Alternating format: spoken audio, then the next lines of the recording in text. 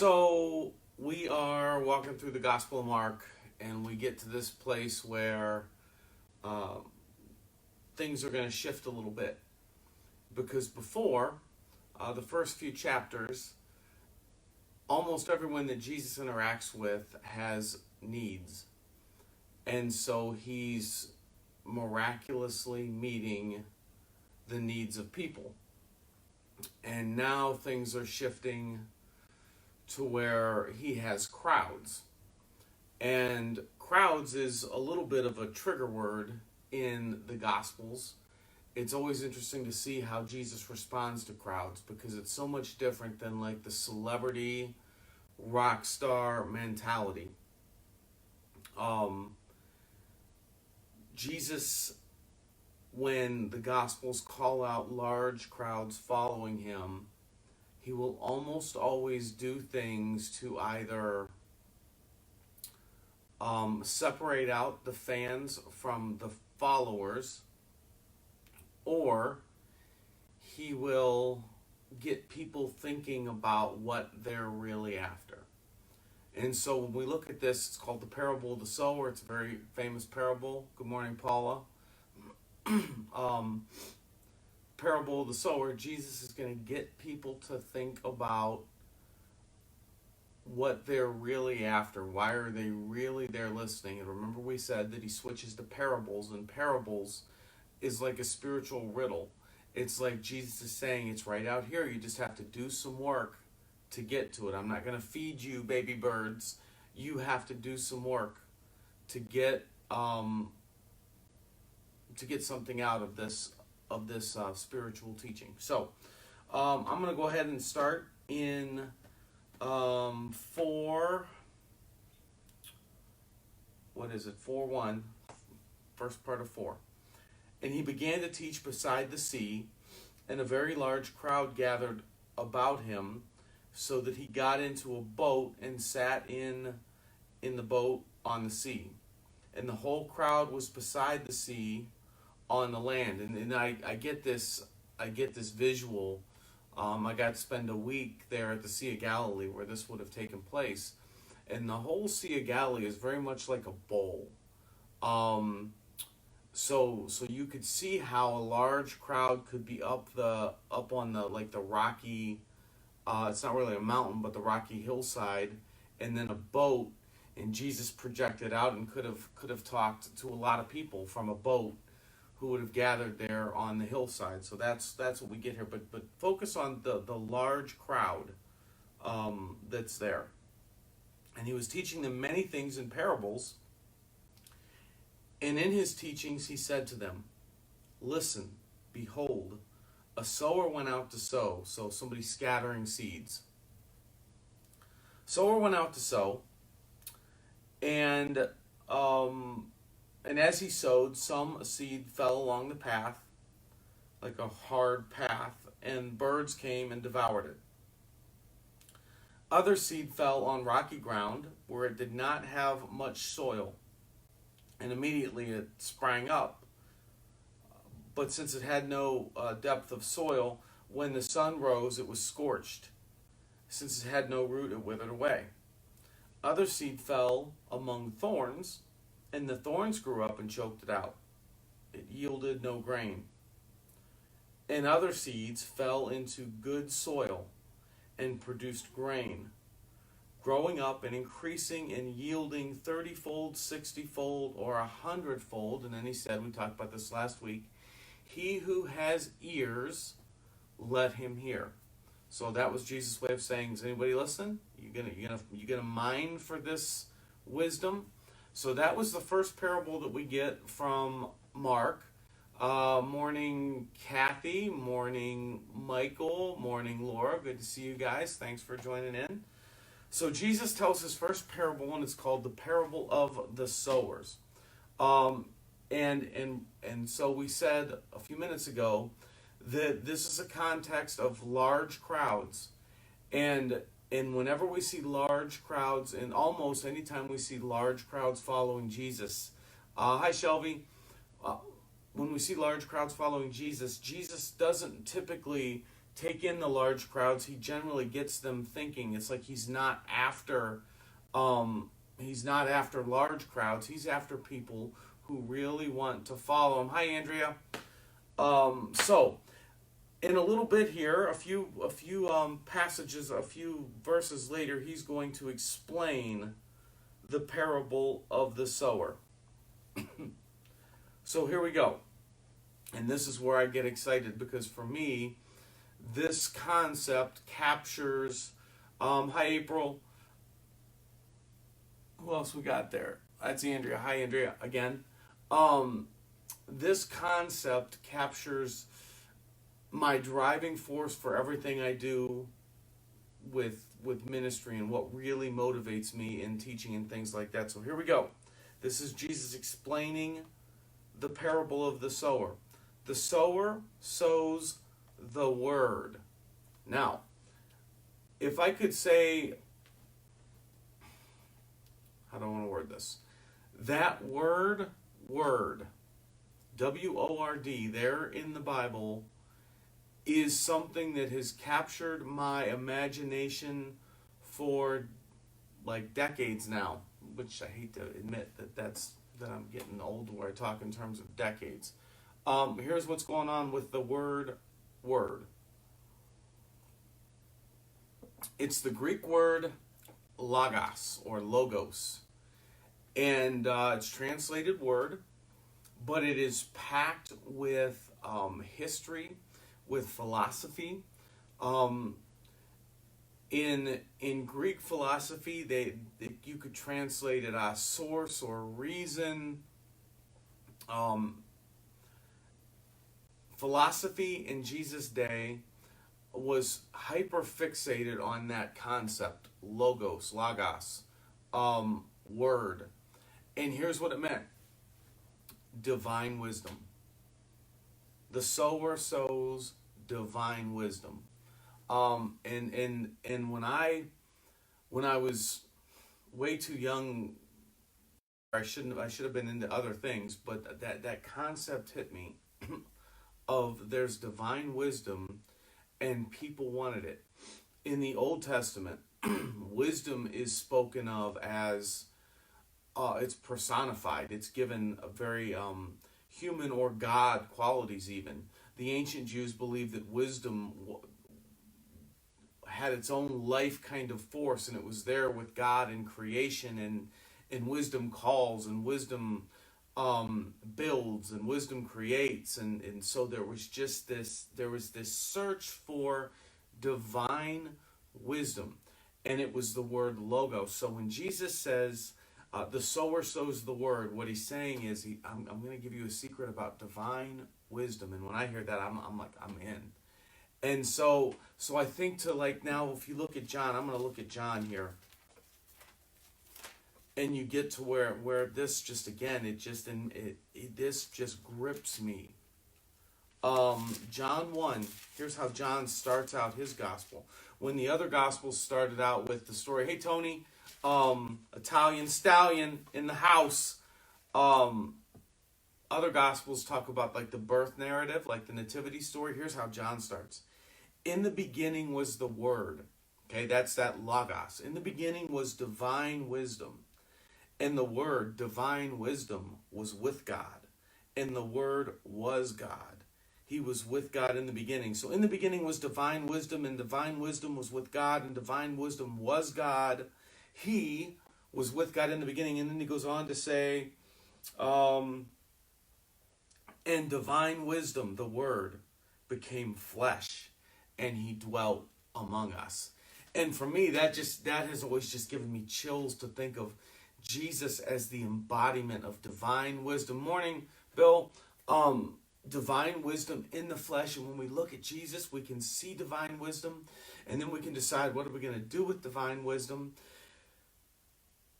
And then there's the contrast between divine wisdom and worldly wisdom, and everything that it. So let me walk through.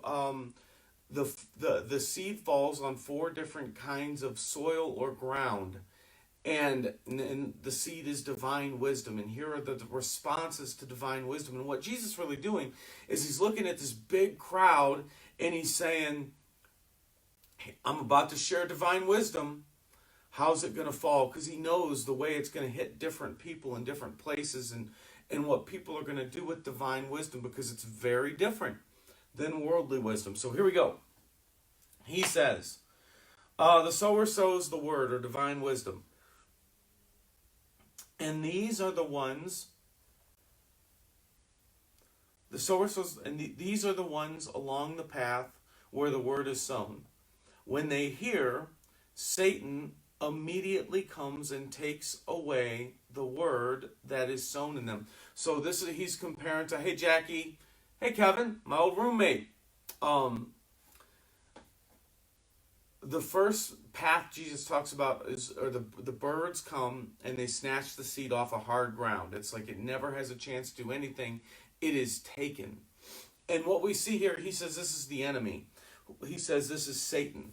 And you have to, based on where you're at, figure out what you're going to do with the concept of Satan. But Jesus certainly affirms the existence of the malevolent force at work against what God is doing. Good morning, Tim. And so here's, I think, maybe as you're thinking, Marcus, hello. As you're thinking about what Jesus is saying, think about evil. And however you want to, I mean, don't get hung up too early on in your whether there's Satan or not, okay? I mean, I've seen enough to know I'm certainly a believer. But think about any kind of evil if you're not ready to quite believe in Satan yet. There's certainly evil in the world. And so maybe it's some religious figure in your past did something and your heart is just so callous now to even think about any of this Jesus stuff. Or maybe some part of a religious institution, or hey Dana,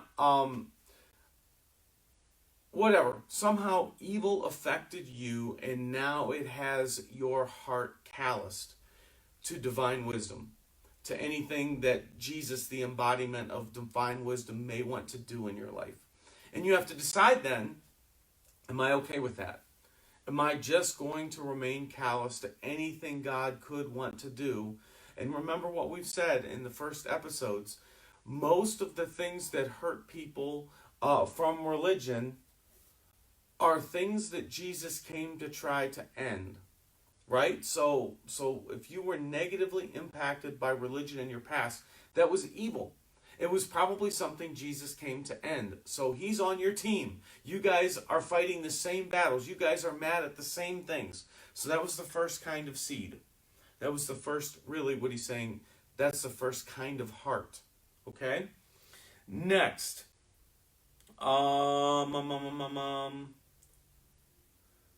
Then there's ones sown on rocky ground. When they hear the word, immediately they receive it with joy, and they have no root in themselves, but endure for a while.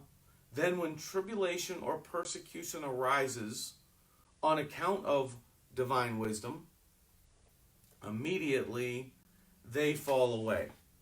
Now, I think what Jesus is talking about here is there's a kind of shallowness to life. And it starts in the school lunchroom. What table are you going to sit at? And then let's say you're invited to a higher up table on the social totem pole, and you leave those losers to go there. And then maybe you're working and that starts there in elementary school, and I see it and am certainly not above it myself. What are they going to think about me if I do this, or if I wear this, or if I say this, or if I take this stand, or if I act like this? And so there's a certain, when it comes to divine wisdom, counterflow. There's worldly wisdom, which makes sense to most people.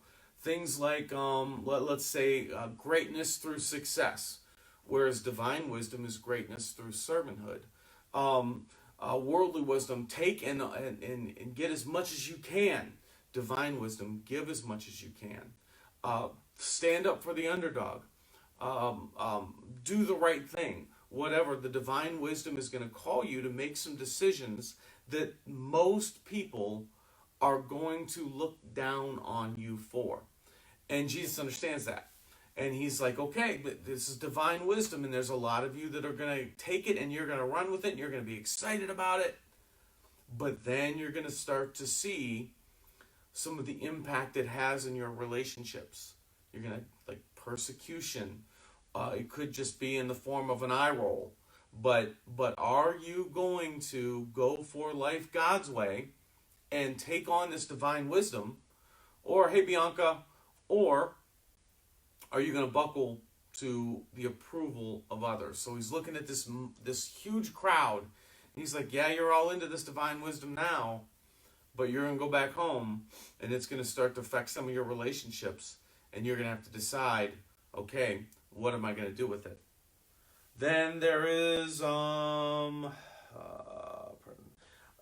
ones sown among thorns. They are those who hear the word, they hear divine wisdom, but the cares of the world and the deceitfulness of riches and the desires for other things enter in and choke divine wisdom out. And so there's an element of generosity and enoughness, contentment. It wars against the shiny things. It wars against marketing, and I want the better thing. At the end of the day, there's some of there's a heart. Hey, Christine, there's a heart that at the end of the day is just too interested in the things this world has to offer, and is going to pick divine wisdom over, or it's going to pick materialism over divine wisdom. And what's he calls it? This is just a brilliant, the deceitfulness of wealth. That if I just have that, if I just get here, then I'll be okay. My little bird friend is back, crashing into the window. There's I talked about this yesterday. There's a bird that perches right outside, and he looks in, and then he'll just explode into the window, like attacking its own reflection while I'm sitting here. Anyway, so he's looking at all these people who are there in they're in the club, that they're fans, and he's going to say, some of you have the enemy of the enemy, Satan, is just going to do his work, or he's already done his work, and there's no room in your heart for growth. There's no room in your heart for divine wisdom or anything God is going to do. Some of you are going to go back to your homes, and other people's social agenda is going to trump divine wisdom in your life. Others of you are going to go back, and you're not going to be willing to make some of the sacrifices it takes to live a life of generosity and enoughness, and finding joy in giving versus joy in hoarding. And divine wisdom is going to be snatched from your world. But then he says, there were those sown on good soil. They were the ones who hear the word and accept it and bear fruit, 30-fold, 60-fold, 100-fold. And I think the important piece here is that divine wisdom bears fruit. The thing that God is after actually gives useful things to the world and to others. So whereas many people hover around God and faith and in the form of religion, where you go on Sunday morning, you fulfill your Sunday morning obligation, you go through the rituals, hey Kristen, getting close, it's almost time, isn't it? And then, what the heck was I saying? I got caught up in someone's pregnancy. I have no idea what I was saying. I totally lost my thought. So when somebody tell me what I was saying, somebody text me what I was saying. What was I even talking about? How did I start that sentence off? Anybody remember? It was good. Let me talk my way through this. Good. Oh, I know what it was. Um, for many people, it's all about religion. It's all about going on Sunday morning. It's all about following the rules, and they get caught up in that. But Jesus says that what he's after is life change that actually is useful to people. And so what he's kind of doing, he's telling his crowd, uh, there's easy stuff, and then there's stuff that benefits others.